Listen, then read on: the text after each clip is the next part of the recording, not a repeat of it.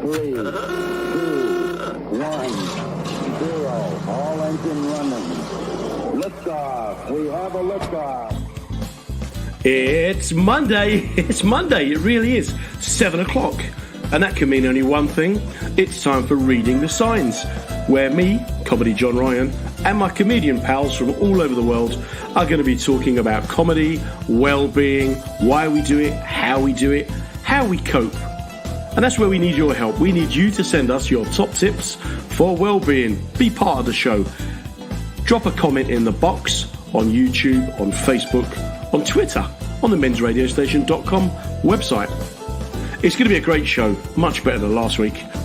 What we're trying to do is think exceptional, which, funnily enough, is the motto of WJ, our show sponsors. WJ are the UK's leading road marking and highway maintenance company. They're working with us, we're working with you. Let's get to it. Oh, good evening. Welcome along to Monday night. How's your day been? What have you been up to? Let me know if you're out there. Put your comments in the box. Do let me know what you're thinking, what you want to talk about. Otherwise, you know me, I will just witter on and on for the next hour. It's the start of Mental Health Awareness Week this week. So what does that mean? I don't know. I think it just means that we get people talking about mental health. But we did that anyway, didn't we? It was a great day today, I thought. Grey, overcast, a little bit of rain. I was very, very happy, as always. That's my kind of weather. So it's a good day for me today. But I guess if you like bright sunshine and heat, not been a good day for you. However, we've both had the same day. That's the only thing that I'll try to get people to understand each week, is that we're all experiencing the same things, but interpreting them in different ways. We're moving into summertime now. So there was a heat wave yesterday for an hour. I didn't like it at all. I hid. As you can see, my little bit of vitiligo, it comes up terribly in the summertime. It's because of my roots. This whole Irish thing's a scam. But we were all affected by the weather in different ways, and it affects our well-being and our physical health as well. So it's just something to think about as you're out there listening. Each week, as you know, I get a guest from the circuit. I pick people I like and people who are interested, and this week's guest is no different. Actually, one of my favourite acts. I don't get to work with him that often.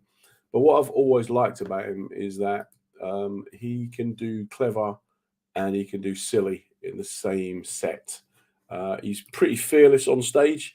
If he don't like something, he just says it, which is a very admirable and rare quality on the comedy circuit, but actually a very good quality to have in life. Life sometimes is difficult for people because they're always people pleasers. But my guest tonight isn't one of those. I'm sure he won't mind me saying he's not a people pleaser by any means. And if there's something ain't right, he will say it. Stands up for other comics. Stands up for unity, equality, diversity, but not in a kind of preachy way, just by how he is as a person. So always good company to have, and a very positive role model for other comics, especially for younger comics, to show that you don't have to get walked over, you don't have to take bad gigs, you don't have to accept poor conditions just because, you know, it's just entertainment. That's how entertainment works. If you don't like it, go somewhere else. So yeah, without further ado, I guess it's what else can I say about this guy? Should we just get him on? Should we do the dramatic introduction? Ladies and gentlemen, please welcome to the show, all the way from the front room somewhere in suburbia, it's Mr. Paul Ricketts.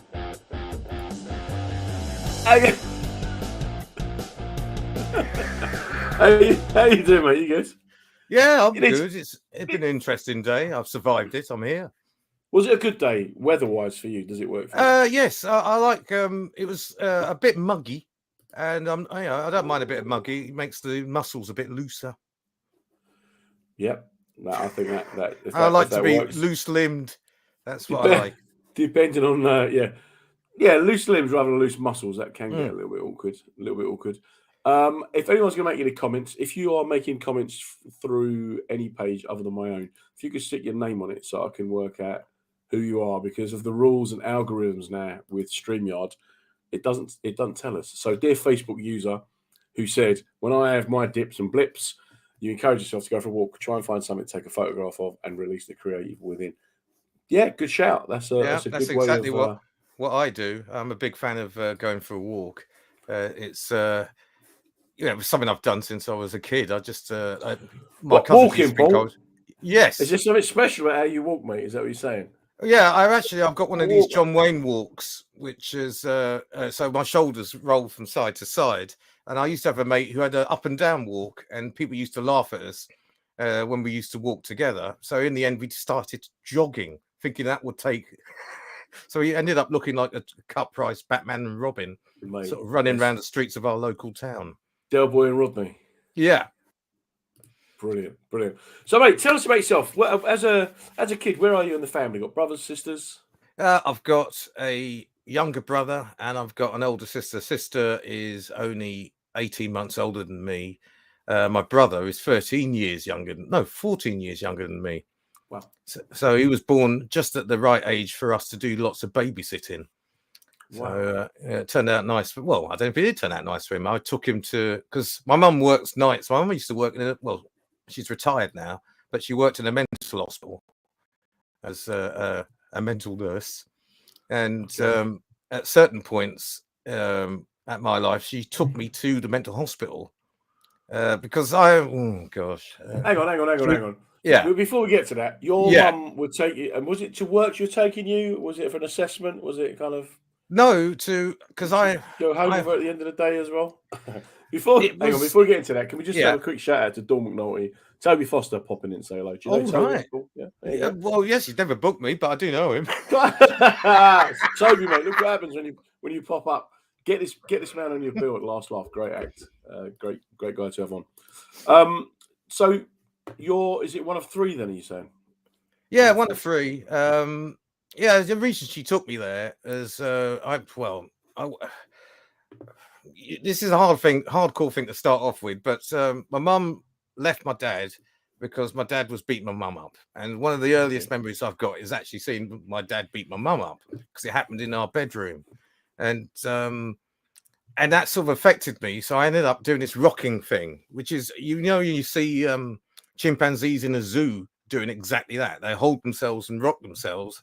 I was doing that for several years. I was gonna actually. It's actually called self-gratifying behaviors, and it stimulates your brain. You can get addicted to it. Yeah, I was addicted to it. Yeah, a lot of kids with special. I used to do voluntary with special needs kids. They used to do it. And one day I said to a kid, "Why'd you do that?" And he said, "I like it." So I tried it. I'm like, someone needs to stop me, mate. It's just so therapeutic. Once you get into it, so it's relaxing. Really and it used to be this. So I'd do it when I was sat in a chair. I'd also do it in bed. I'd rock myself in bed and hold myself. And my mum was worried about it. So her way of fixing it was to take me to a mental hospital and show me people doing the same thing in there, saying, if you don't stop it, you'll end up in here. Brilliant. Mate, that's old school parenting. A couple of quick shout outs to Dawn McNulty, who comes every week, and Danny Graham, who's the greatest Dolly Parton tribute in the world. Oh, wow. Phenomenal woman. But yeah, it's interesting for me. Each week I talk to people about where they are in their family. A lot of comics seem to be middle kids, seem to be the nice ones. The tend to be the bossy ones, and the young ones tend to be the kind of like the rebellious ones. What's school like? Where did you go to school? So born in Bradford, and then we left when my mum left my dad's and lived in Worcester for a little bit, and then ended up in Bedford, which is near Luton. And so my formative years are there. So went to school in Bedford. Bedford's the place now. Everyone around here, everyone's moving up to Bedford, Milton Keynes. Yeah, I mean it's a very middle class sort of town. I was living in the only sort of council estate in one half of the town. Like most places, split by a river, and so Goldington was the only sort of council estate on the south side, whatever side it is. And so I grew up there, and it was tough. It was really tough to begin with. It was just... What's in Bedford? Is it a car plant? And that's it, isn't it?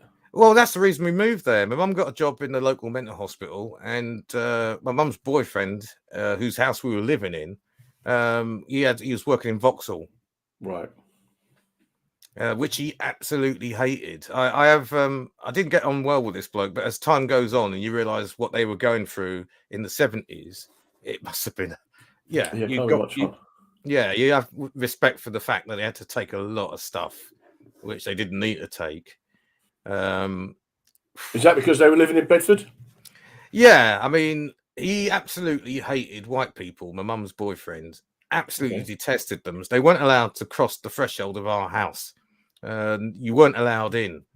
As he said, you know, white people smell funny. So we Lovely. weren't allowed to come in. And he used to have real tapes of Black Panther meetings and all sorts of. Wow. There's a film here, mate. I tell you. So I grew up listening to all of this stuff, and he also used to get Ebony magazine flown in from the States. He was, and so the question is, why would you live in a completely white working class estate if you're like that? And Why not? mainly because he could, you know, he could get a place there. Maybe he liked a fight. I don't know. He had you know, as I said, I've got more respect for him now because I know I have a better idea of what he went through. But still, it was slightly ridiculous. I sort of rebelled against him in a number of ways, but I do appreciate listening to all that sort of stuff when I was growing up. I do appreciate that. No, I can see it, and you got that kind of balance. It's uncomfortable for a lot of, especially middle class white people, to understand that there are black people who don't like them, and it's an unspoken kind of form of racism. Now it is. It wasn't called racism back then because it didn't work that way around, did it? But and it's a conversation that not a lot of people have because of where I was brought up in my friendship groups. I know about the tensions that exist between kind of Caribbean families and African families and between generations and all that stuff. But white people in general will be like, there'll be people sitting in their kitchens now go, don't go into it, John. But, well, yeah, I mean, it happens. You talk about it, even if you talk about it on stage, you've got to be careful how you do it. You don't want to. One thing I used to have a whole set that was 20 minutes of black identity, and I ended up doing a gig in Worcestershire at a cricket club underneath the Malvern Hills. We turned up there just as the last over of the day was being bowled. It couldn't be more English and beautiful. And I went in and did me 20 minutes of black material. And there's a woman sat in front of me who was doing a pen and ink drawing of me while I was on stage.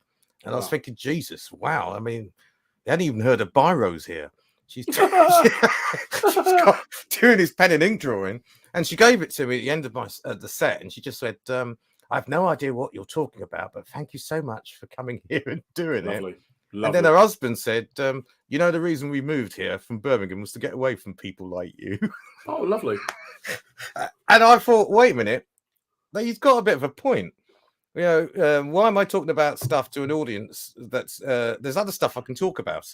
It doesn't all have to be that. Because it's, I guess where we get our material from, though, from childhood and from you know, and from life experiences. Toby's mentioning the fact that Charles Wells, big brother. Yes, of course. I played football there. Toby, you got to get this guy a gig. You got to book him, mate. You can talk about the day he's playing football at the big. Yeah, my mum's boyfriend had a can of Red Stripe that he'd kept from Jamaica and could not be opened. It was in the fridge, and then of course in the end, Charles Wells started brewing it, and then he cracked it open and drank it. Happy days. A story of a happy ending. That's what we like. What was you like at school? Was you academic? Was you kind of... I wasn't to begin with. I wasn't at all. I was just... my thing was... I was just keeping quiet. I just wanted to survive. Because I had to have lots of fights when I first went in. Because I was the only black kid in the school. So it was just fights and keeping your head down. And then I went to the local library, well, school library. And in it, they had a section for the teachers. And in it was a report about the mental capabilities of black students. Saying Charles Murray. He probably was Charles Murray, but I couldn't at that time. I can't remember the name. I just read the report, and I thought, well, wait a minute. So they think we are mentally inferior. I'm going to start putting an effort in. So I decided to do that, and I also, at the same time, decided that I would start saying things. Because I was saying what I considered to be funny things inside my own head. And then one day I thought, Stop saying it inside your own head. Say it in the classroom. Did it. Got a great laugh. And I thought, yeah, you were right. You are funny. Keep doing it. And that sort of changed my life in school. You know what's interesting is that those little journeys. I remember discovering the library when I was about 7, and whereas most kids want to get locked overnight in a toy shop, I wanted to get locked overnight in the library. Yeah, I same loved here. it. Just loved it. And I used to get 4 books every week. I'd go, and I'd just lose myself there for a few hours. So I'm a big supporter of libraries. Very underrated occupation for people to have. Yeah, even my first job was in the library in Bedford. Doing what? Librarian. Wow. Okay. Did you go? Yeah, get your book over there. Get yourself. No, it turned out it was actually quite boring. It wasn't. I don't know why I thought the library would be exciting, but yeah. Okay. I say that was about you being bright. What do you think was going to happen in there? Just spend your whole time going. Shh. No, well, it was just it was discussions about the Dewey Decimalization system as a way, and in that particular point, it was there was a big discussion was computer studies. It was put next to sociology, and people going, "No, that really shouldn't happen. It should be in a separate section." Of course, obviously now it's probably changed, but I've suddenly thought this is a really boring job. I've made a mistake here, so I chucked it.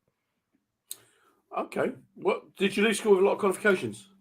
Yeah, I did. Yeah, I ended up with 9 O levels and 3 A levels. University? Yeah, I went to, but I wanted to go as far away from the south as possible. Okay. And my problem was I liked kitchen sink dramas of the 60s. So Saturday night, Sunday morning, all that gritty. Kathy Come Home. Yeah, because even at that age, I realised there was no working class, let alone black people on TV. There was no white working class. The only period they seemed to be quite a bit of that was in that point in the 60s. Yeah. And I loved them films because they were gritty and real, unlike the rest of the stuff you saw. And so I wanted to go to the northwest, and I did. So I ended up it's University of Manchester degree, but I did it in Warrington, and that turned out to be a huge mistake. Yeah, yeah, you're not really getting the point of this whole multiculturalism, are you? Let's move away from the south. Let's go Warrington. Yeah, that was, but then again, also it helped shape me because obviously you meet people, and it was interesting. It's another one where they tried to get me out. Every year they tried to get me out, but I was too clever. So they would set me tasks, and if you don't pass this task that I have to do during the summer holidays, then you'd be out. And but I'd always pass them. What was your degree in? Media studies and theatre studies. So hardly the two hardest. I didn't even know I was supposed to. I went there to do media studies because I like media. I basically got brought up by telly and films. So I'm totally into that. I didn't realize you had to do a second thing. If I had shorts, I would have been a sports student, but I didn't have shorts for the interview. Brilliant. And so the interview for media studies, I just basically, oh God, I soft soaked the bloke so much. I said, yes, haven't I seen you somewhere? Have you got a friend of yours that's in television? Because actually, my brother's in Panorama. I'm like, oh, I love Panorama. Great program. And I did the same thing for the theatre bloke. I said, haven't you acted in stuff? I'm sure I know your name. He goes, well, actually, yes. And so both of them decided to put me in. So even though I turned up 4 hours late. Charmed your way in, mate. Yeah. So what was your first job after uni? This is it's material, but it's true. I was a bird scarer in a cherry orchard in Kent. Brilliant. You've got the best jobs in the world. Would you just run around and go, or what'd you do? Well, it was we got paid half with cannabis, and I can't remember what the other half was. And it just basically we had a trial bike, we had a gun with ammunition, we had bells, we had a cassette tape of a mutilated bird, one of these continuous cassette tapes, and we just had to walk around this orchard cherry orchard and just, if you saw birds, fire the gun, shoot them off, keep the cherries. Wow. So basically, a load of stone people with guns and cherries. Yeah. So that's my first job. I did do a job before university, though. I took a year out because I was on the dole, and you could get the dole straight away. And so I went on the dole, and my mum needed the money. So I took a year out and actually was a trainee journalist for the local newspaper, Bedfordshire on Sunday. Oh, wow. So I did that for a year, and then they found out I couldn't spell. And that was in the days of typewriters. Before spell check, I just did things a little bit too early. So me and oh Christ, what they got? Tipex. I mean, yeah. It's the stuff that I used to hand in. The copy used to look like lots of birds of chat all over it because it was just covered in Tipex. Because I wasn't a great typer, and I couldn't spell. Brilliant. And so then, what happened with where did the comedy come from? What made you decide to take it to the stage? Funny enough, I was going to be a teacher, and so this is in between. You've missed out many various parts of my career here, but we'll get to this point. So I was going to be a teacher, and I thought do something sensible.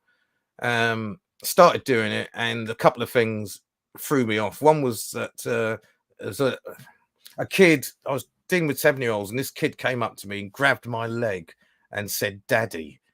And it just broke my heart. It was just, it was in Southeast London. It was in a school in Southeast London.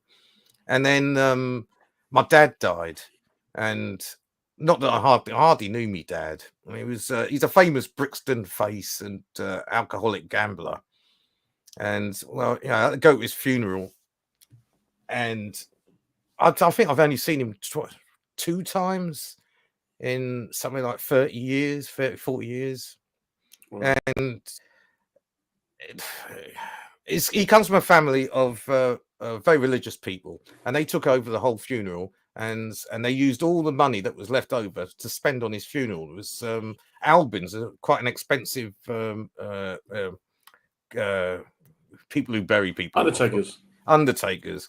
Yeah. And so at one point, so they're taking the body out to the grave, and so there's 6 white men carrying his coffin, which he would have absolutely hated because he's another one who hated white people. Okay. And anyway, they put him in there, and then they there's one man with a shovel, and then what they do is they got the digger around the corner, and the bloke come up to me and said, "Look, we've got digger around the corner, and it's a really, really hot day." He said, "So you don't mind if we use the digger now that everyone's gone?" I said, No. No, I want you to actually use shovels. It's what my dad would have wanted. Oh, brilliant. To have you sweat in the hot sun burying the black man. So that's what happened. So anyway, I had a sort of mental problems. I went into a big clinical depression. Okay. And you comfortable talking about that? Yeah, I'm totally fine with it. And so I dropped out of the teaching. I just thought I couldn't do it anymore. And I just stayed in the house and didn't go out, didn't talk to anybody, and stayed in there for something like 3 months. And was you when you were going through it, were you aware that something was wrong? Oh yeah, I knew I was, but I couldn't. I felt like being asleep or being in that world when you're partly asleep and not getting up was a much better world than the living world, where there seemed to be problems, and I knew I was in bad ways.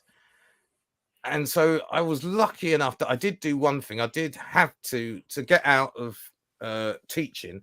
I had to get a clinic. I had to get a diagnosis of what was wrong with me. So I went to the doctor, and the doctor said, "Yeah, I think you're clinically depressed." And he gave me antidepressants. And I remember reading on the box, and it said it might make your semen get runny. And for then, 10 times a day, I tested that theory and checked the viscosity of my. And it turned out it was exactly the same. But they sent me to see a psychiatrist and on the National Health. So I saw her for a year, and at the end of that year, on the very last meeting with her, she said, "Well, Mr. Ricketts, you've been trying to make me laugh for the last year, and have you ever thought about doing something in comedy?" Wow. And I went, "Well, no." Yeah. So I didn't think become a comic. I thought become a comedy promoter. And opposite where I had the sessions, there was a pub called the Miller of Mansfield. This is in Borough, southeast London, and it had room available. So what I decided to do was start a comedy club in that room, and that's how I ended up getting into comedy. And had you had this kind of depression, or had you had it earlier in your life? I had it at the end when I finished university. I had it at the end of that period. I ended up living in a house in Warrington and just totally nosedived. It was that was a really bad period, but I got out of that one by leaving Warrington. To begin with, I left and went to Merseyside, lived there for about a couple of months with a friend. And then I was in a band as well that was signed, and we had to do recording in. We basically got signed pretending we were from Manchester, even though we were all from Bedford. So, and we were recording the singles, and then I moved to Manchester for a little bit and lived in Salford Precinct for a bit, and then I lived in Moss Side. Pendleton. I had friends. I've said this before as well. I used to do karate at Salford University, and when we'd come out, the local lads would be like, "All right, Bruce Lee, do you want some? Do you think you are? Do you? Come on, man." So I used to bring a badminton racket with me. I'd come out with my kit and a badminton racket. Yeah, hey, no, I was him, dickhead. Hey, who do you think you are? Hey, Boris Becker. Yeah. But I mean, in them days, though, whatever days they were, there was slightly more respect, I think, for Southerners in the northwest, especially in Manchester. Liverpool, they definitely weren't, but in Manchester, I remember going out to what's the famous club? Hacienda, and everyone thought I was part of I must be in a band. And of course, I was in a band, and everyone treated me so well.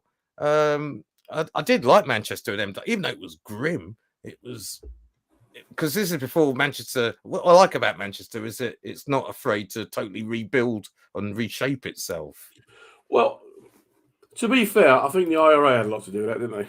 Yes, it did help, but it took out the Arndale, blew out the city centre. But even like all the stuff that happened in Salford Keys, even that sort. I like Manchester, and it's got it's a party city. It is and I liked it slightly more than Liverpool because Liverpool people I think are wonderful, but it's a bit like when also I lived in Glasgow for a bit, and they just won't get over the Cockney thing. They just no. It's just a real shame because they're such great people. Well, that's a whole other show. If we just take a few seconds out here, just for anybody who's joining us or listening to us on mensradiostation.com, Twitter, LinkedIn, Facebook, YouTube, Instagram, SoundCloud.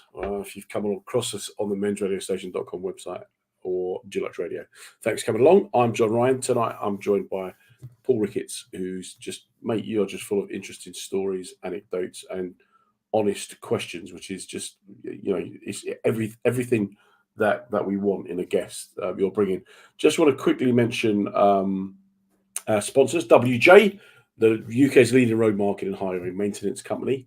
All shows have a sponsor, but these guys are good. They are good. They've been very supportive of me for years with all the stuff I do, so I'm glad to be able to work with them. Paul, you mentioned then about clinical depression, and people sometimes, I've got no lived experience myself. I've never had depression or anxiety. I've never had any kind of, I guess my mental diversity or my neurodiversity manifests itself in that I can do loads of things. I know how to learn. So, the missus calls me Rain Man or Google because I'll just go and learn stuff. Yeah. And then what I do is I'm full on 24/7 doing something, but not manic, not ADHD. I just in the morning get up, set myself tasks, and then at night I have a tick list before I go to sleep. So I've got no idea what it feels like to have depression, let alone clinical depressions. And I wonder how you feel when you see everyone's got depression now. Everyone says, "Oh, I've got depression." Is it real or is it sadness or how does it differ? How did you think it differs? Well, there's the focus on mental health obviously is a good thing. Sometimes I think people, when the people say, if you do that, I won't like it, and that will affect my mental health. Yeah. That is a bit of where I think that's not what we're talking about here. People doing things that you don't like, even having opinions that you might not like, that will affect my mental health. That's a bit weird. And sometimes when I hear, especially members of this particular government cracking on about mental health, I'm thinking of all the people that I know who are quite proud not to care about mental health. It's some of these people. They don't really care what happens to you.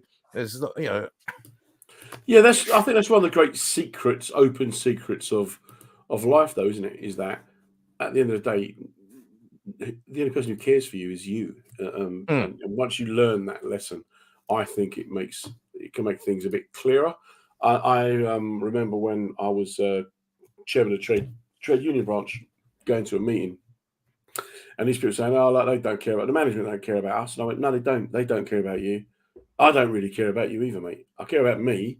And for my life to be easier, it means you got to be happy. So for you to be happy, you got to have good terms and conditions. That's my reason for being here." One bloke said, "You know what? At least you're honest."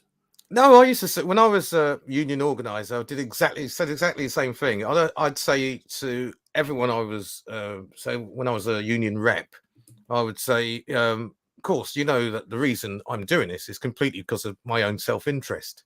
Yeah. Yeah, I basically want to have good paying conditions, and I can't get it unless all you people work together so we can get it and we can all maintain them even. And that's the reason I'm doing it. It's my own self-interest. And that's the reason why you should be doing it. It's because of your own self-interest. Yeah. Yeah. I think that that sort of honesty, though, people, because I always remember people saying to me, "Oh, you're really selfish," and me going, "Yeah. No, seriously, you're really selfish." I'm like, "Yeah, I am. Yeah. Well, I'm meant to be." "Well, no, don't say that about me. I'm not. Look, here's proof of it. Walk all over me." Nah.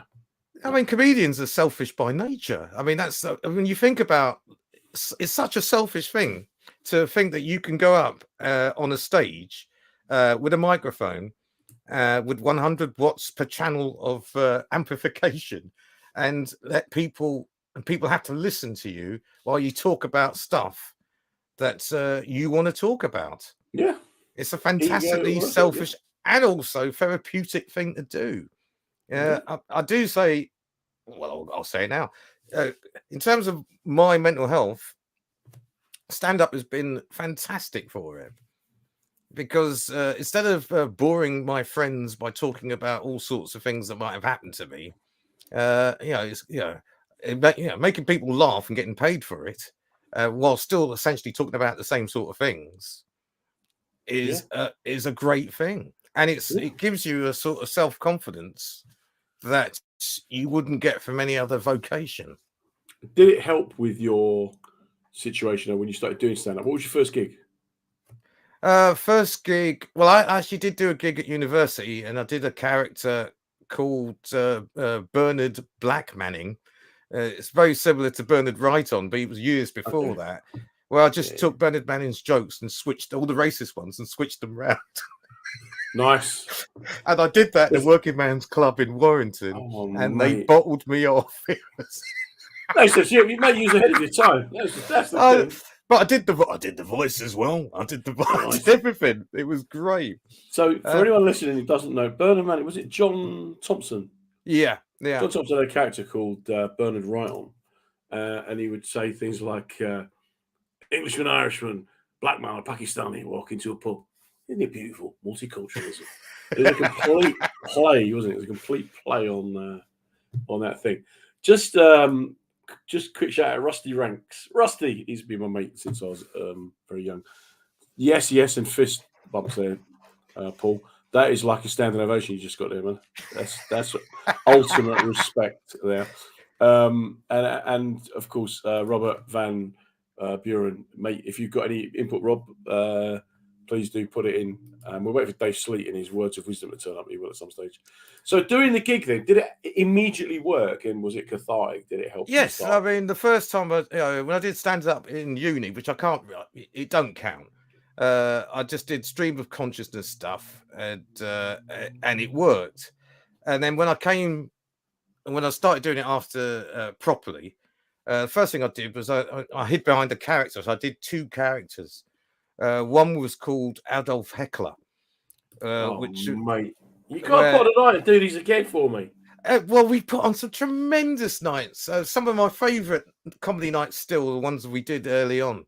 So Adolf Heckler was this. So it was me, a black man dressed as a Nazi with with this book teaching the audience how to heckle, and it was too successful because I suddenly realised I couldn't get the jokes out because they were heckling too much. Yeah. And then the next character I did was Buff Wood, who was a Jamaican carpenter who was sexually attracted to furniture. And it was a stripping act. I'd strip down to this string vest and underpants, and I called it a pine stripping act. And then I would basically, I had to clean that completely dirty chair, dirty, nasty, filthy chair. And I'd take the thing off the chair, and it had suspenders on and the bra. and I'd get a member of the audience to come up and use bananas to rub into the seat. You want to get over that now? Mash it up, and then I'd whip the chair get this whip out and whip the legs of the chair. And I think Peter the King's Head, he'd probably let you do that. I did it once at the Comedy Caf, and Noel just comes up and goes, "I don't get it. It's just I don't get it. It's just you making jokes about wood." Yeah. I said, "Well, what's wrong with that?" It's genius. Mate, do you know what? It's just ahead of its time. I don't know if anyone. I've still got the chair. In fact, it's just over here. I can see because it had In fact, he still has the knickers on with the. It's got knickers with a little mouth, and I used to pull dusters through the mouth of the knickers, and then yeah. Okay. It's a mental act. You know, when you were talking about the O levels and the A levels, degrees and the racism, you know, there's a lot of sympathy, a lot of respect going on there. But once the chair with the stockings and knickers on came out, I'm not going to lie, a little bit of credibility went then. I got reviewed. I did it in Edinburgh. I did it in Edinburgh for my first time in Edinburgh, and a woman did the review for 3 weeks saying, "I've really felt that it was unnecessary the violence that was put upon the chair." Oh, mate. So I did an Edinburgh show about men's health. And it was about men's health and going to the doctors and men's health and why men don't take their health seriously and men's health. And there was anecdotes about stupid men I've met and men's health. And the reviewer he just went on about men's health too much. Yeah. And I met him in a bar about 3 days later. And he said, "Oh, if you're going to get angry with me," I went, "I'm not going to get angry with you. But did you not look at the flyer before you came in?" And he went, "No, I didn't." Well, so you just thought you turned up to see comedy and some bloke prattling on about cancer and diabetes. He went, I know. Right. I find it as Rob Debb, if you remember him, who used to do all this stuff about superheroes before they became really fashionable and before there was a universe for superheroes to live in. He did a show. And it was something like Superheroes Part 2.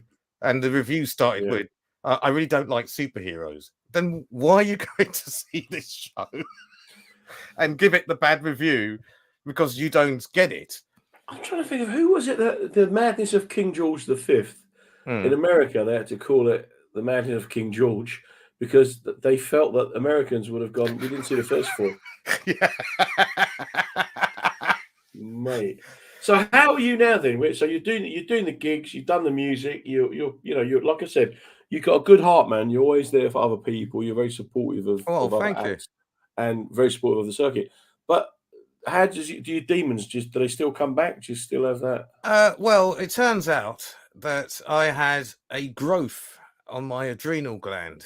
And I Right. had a thing, basically, I was diagnosed with something called Cushing Syndrome. And Cushing syndrome. Cushing Oh, I Syndrome. was going to say it's not back to the chair thing again. No, it's called Cushing Syndrome without a G. In terms of if people thinking about Peter Cushing, it's without the G. Make So too much cortisol. that's exactly it. Yeah. Too much cortisol, and so therefore that was fueling my depression because I was over emotional, and because it could be cancerous, there was a 13% chance it could be cancerous. That they had to remove it. They had to remove the whole of my left adrenal gland. This is in 2007. I'd started comedy by that point. I've been doing it for about a year, and so they took out my adrenal gland, checked to see if it was cancerous on the growth. It turned out it wasn't. It was benign, so that's a relief. And it's when people have a cancer scare and they go, "Well, that's it. I'm going to change my life." You're lying there after the operation, you're waiting to find out if it's cancer or not. Because if it's in the soft organs, you pretty much haven't got much of a chance. Yeah. It gets a bit awkward to say the least, doesn't it? Yeah, and they came and I said, if it turns out to be fine, that's it. I'm going to totally throw myself into comedy and and all the rest of it. And it did turn out to be fine. I did throw myself into comedy. I went 2 days after the operation. I went and did a gig. I was still in the hospital. I left the hospital. I walked down to I was in St. Thomas's, and I walked down to Blackfriars Bridge Road, did a gig, did an open spot gig just to see if I was still funny. Just about got through the gig and then collapsed, and then had to get a cab back to the hospital. That's dedication. That is. That's the sort of. That's professionalism. That's like you're going to get it through. Just going to get there. But it turns out that once they removed this growth on my adrenal gland and the adrenal gland, that my temperament changed. I became much more relaxed and less. I used to just go from. I'd have certain times it'd be frenzy. I wouldn't say I was bipolar, but there were sort of sometimes you've got so much of cortisol and an extra adrenaline going through your body, which has been put out by this growth, and then other times you'd just be really depressed and couldn't cope. It's interesting because a lot of people don't realize the connection between your physical health and your mental health, and that whole thing about going to the gym. Well, people who go to the gym, they're exercising, they're around people. They're motivated, they're target driven, but also physically, it's improving their heart, their lungs. So it's all linked. And too often, especially in Western Europe, we kind of concentrate on physical health over there, mental health over there. And it's only that's one of the awareness things that I'd like to see more of, rather than everyone's got an angst. Let's go. Actually, you are what you eat a lot of the time. Having said that, I'm going to probably spark up a fag in a minute. Well, live that dream. Be that rock and roll star, mate. It's funny to see someone smoking indoors. Yeah, it's my flat. I own it. Fair enough. I'll do what, mate. Over the weekend, I went out on Saturday daytime and Sunday daytime, and when I'm not gigging, I like to be at home. I don't like to go out because you think about it. Our work is other people's social life. So the last thing I want to do socially is go down a pub with 200 people. However, I was amazed by the amount of people vaping.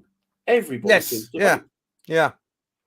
Because they've made it a lifestyle thing. Instead of it being something for you to stop smoking, make it a lifestyle thing, and then suddenly, it's a different thing. It's young people will do it. There? Yeah, they've changed the marketing. It's now not a stop smoking. It's cool to vape. And when hipsters took it on, obviously that works for the product. It means that there's other reasons to do it rather than you basically creating a lot of smoke, while you're walking down the street in your Converse boots with your big long beard. Yeah, interesting. How did you cope during lockdown? You remember that whatever week it was in March, when suddenly all the gigs got cancelled, and you just spent a whole week just watching thousands of pounds worth of earnings go down the Swanee, and just getting all these emails saying sorry, it's pulled, sorry, it's all pulled, and I didn't know who I was for a bit, because you didn't know. I suddenly realized how important it is for me to be a comedian. It's part of my identity in a way that I didn't realize until the lockdown. If I can't do comedy, then what am I? That's interesting. It's a research paper just in that, isn't it? Philosophy 101. I loved it. I loved lockdown. I can't lie. Oh, I hate. All I did to begin with was just watch every single news program to find out more and more stuff about the virus, and then I realized I can't keep doing this. This is, and then I thought I had to do something. You are a comedian. Do something comedic. So I ended up doing a YouTube show. I did 8 episodes. They were 20 minutes long, and there's it took a lot of time. Sketches, all sorts of things, songs, everything. Put everything into it. Yeah, I've listened to a few of your songs. It's that talent that you've got. I don't see you as a comedian because you're just a talent. Because you could do the comedy. You're like Phil Neville, mate. You get a game anywhere. He's not first name on the team, but he's going to get a game. He can sing, he can dance, he can play instruments, he can act, he can do comedy. It's that versatility, I guess. But it's also you've got that proper like bohemian kind of spirit, I think, where you'll just go, yeah, I'll do that. I could do that. Yeah, I really enjoyed it. I mean, I'm going to start it up again because I miss doing it, because it's a different sort of comedy to stand up. It's even though there were stand up bits in it. Yeah. It was. And I think it was really. I look back on it. It was 2 years ago now, and Facebook put stuff up, and remember you did this 2 years ago, and you look at it with a fresh pair of eyes and go, that was really good. That was it's really well put together. And so I'm going to go back and do more stuff now. In fact, my next idea is what I want to do is to do a parody of a YouTube channel and of YouTube. Will it have wood? Will it have some sort of furniture in it? I'll probably bring Buff Wood in as some sort of furniture expert. Buff Wood furniture expert. And so all the so now you've been all sorted. The depression's all taken care of now, or? Yeah, I mean, obviously, I don't say I'm happy every day and I'm skipping to the toilet, even though I probably would be. But no, I'm level. I'm level. My friends from earlier on can't believe that it's just as simple as taking out your adrenal gland, and they go, "No, I don't believe it." And I no, look, I'm actually happier. It's turned out to be a really good thing, and I'm much more level. So did you go to the doctors, or was it just like a routine check that found it? No, it was I was doing Edinburgh, and it was my second Edinburgh. No, my first Edinburgh. It's my first Edinburgh, and I had a lump in my neck. And so I went to the doctor, and he said, "Well, I'll tell you what, we'll give you a scan to see what it is." And so they gave me a scan, and it turns out that my body is completely asymmetrical. To the point that the doctors there go, "My God, his insides are really weird." So they looked at my whole body, because they scanned my whole body, even though it was the neck. They scanned my whole body, and because they were looking at how weirdly I am inside, they ended up finding this growth on my adrenal gland. Right. So it was pure luck that they found it. It wasn't, because you found that lump and you went to the doctors. And one of the things that I bang on about when I talk to men about their health is your body will always give you clues. You'll get, if you've got a scratch, a bruise, a bump, a raised bit, a sore bit, discharge, bleed, get yourself to the doctors. Just get, and the amount of times I've met lads who've got a lump in my collarbone, you go, that could be testicular, mate. You need to go and get that. But we just don't, we don't do that. So you doing that is very positive. What's moving forward then? Are you still doing your podcasty thing with Gribbo and the brilliant Juliet Myers? Unfortunately not. It just seemed to die a natural death, which is a shame because I really enjoyed it. In fact, someone was doing it for us, and we really should have took it over and maintained it. But these are weird times, aren't they? And still, yeah. So I might bring it back because I could take it over and start it again because I really enjoyed it. Just take it and do it. And then gig-wise, is your diary back up and running now? It's all coming back. I'm doing all right. I'm doing better than people who I shouldn't be doing better than. Well, I'll disagree with you there because you've got the right work ethic and you're funny, and hopefully good things come to good people. Yeah, at the minute, I shouldn't say this, but I also did a bit of filming for a Netflix show series, which I can't tell you the name of. I have one line in it. That's right, you're in it. And I filmed it the other week, and which was lovely to be treated like an actor, because the extras were sitting there. It was a night shoot. It went all night. Extras are sitting there in sort of period shawls to keep them warm. We had these great big long, lovely warm coats, which someone would come on and hold the sleeves open for you, so you can just put your arms in, and then coffee. Right. Yeah, they bring you a coffee. You even name your coffee. I'll have a coffee, a cappuccino. Yeah. And they come in and bring it to you. And I had, all the stuff, all the trappings of being a proper actor. Well, you know what? I sincerely hope you get more of that, mate. If that's what you want to do, because, like I say, good things to good people. This hour's flown by. It's been an absolute pleasure talking to you, mate. I always ask my guests if they can leave us with one kind of positive thing they think other people can adopt to help them with their well-being, with their wellness.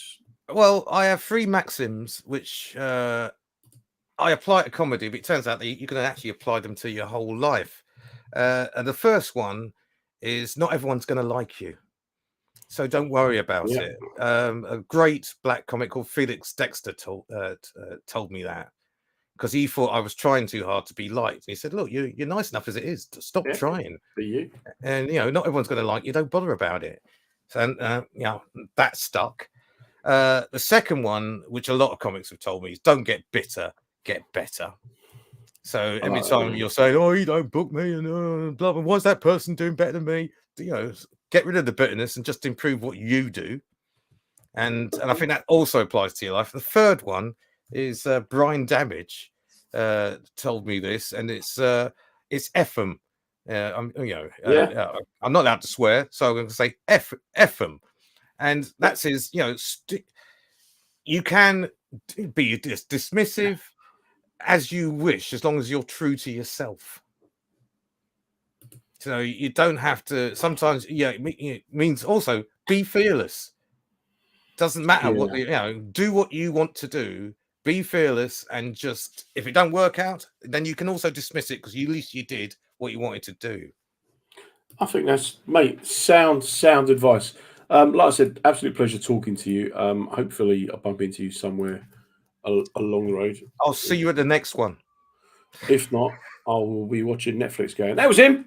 Yeah, it will be the first episode of this. I can't say the show, but it's the first episode of the new series. Brilliant. I have the first line. It's me, mate. Do you get killed? Is it one of them typical one? The black man gets killed. No, I don't get killed. The Scotsman gets killed in it, and better. He gets shot in the back of the head with an arrow. And I said to him, you didn't see that coming. Hey. Keep that one in, mate. Take care. Speak soon, yeah. Yeah, see you later. Cheers, buddy. That was Paul Ricketts. Absolutely amazing bloke to be honest enough to talk about clinical depression and surgery and the impact that they had on his life, the effects they had on his life.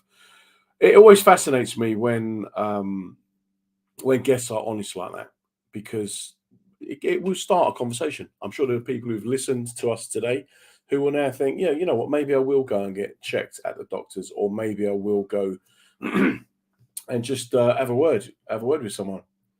These are difficult times that we're living in. We're still not out of the woods yet with this COVID thing. Whether you get it or you don't get it is another matter. Our very own Russ Kane, who hosts the Daily Show every lunchtime, he's gone down with it. So obviously wishing you all the very best, mate. But physical health, mental health, they are linked. Whether people choose to accept it or not, they are linked.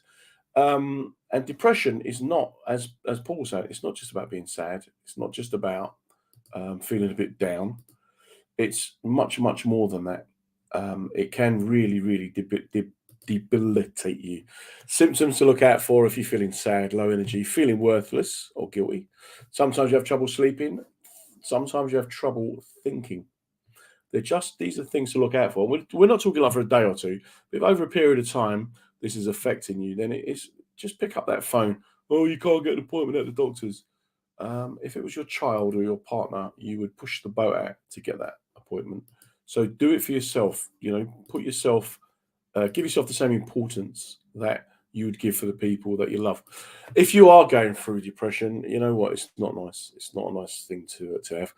But try and stay connected to the outside world, because as Paul said, existing in that zone of between sleep and wake was much easier than being awake.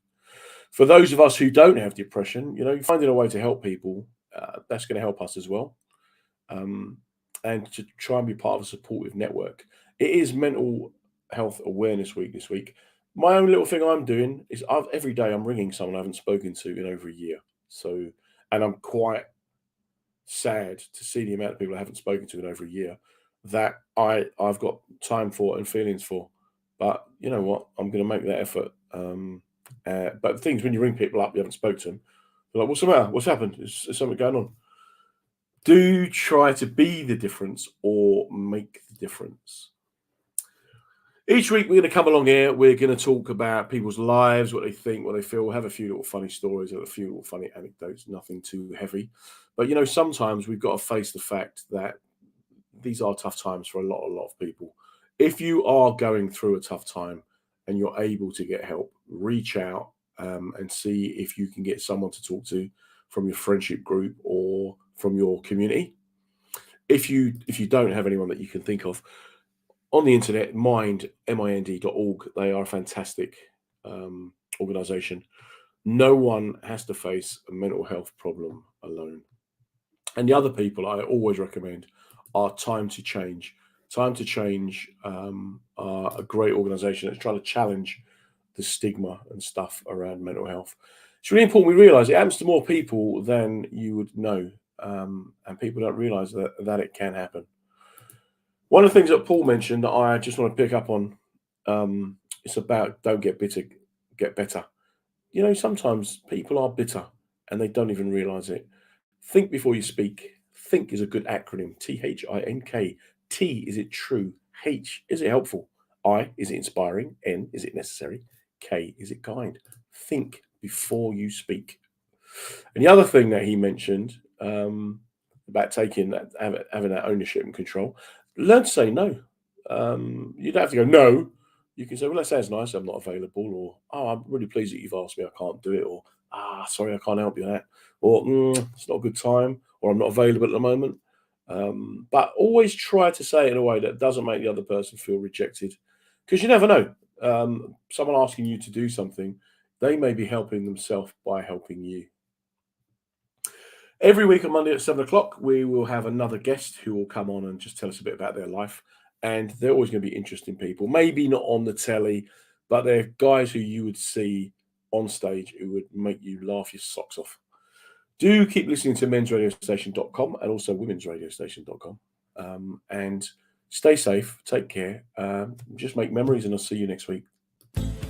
Well, that's the end of another episode of Reading the Signs with me, Comedy John Ryan. We're here every Monday night at 7 p.m. talking with comedians about mental wellness, mental well-being, and just trying to get the conversation going. What we're trying to do is show that it's good to talk, and we're also trying to show that everybody can go through the same experiences. A massive thank you to the WJ Group who sponsored the show, showing their commitment not just to mental well-being, but also to reaching as broad an audience as possible. It's great to be part of the mensradiostation.com family, so do check us out on the website, on social media. We'll be back next Monday. You take care. Stay safe, everybody.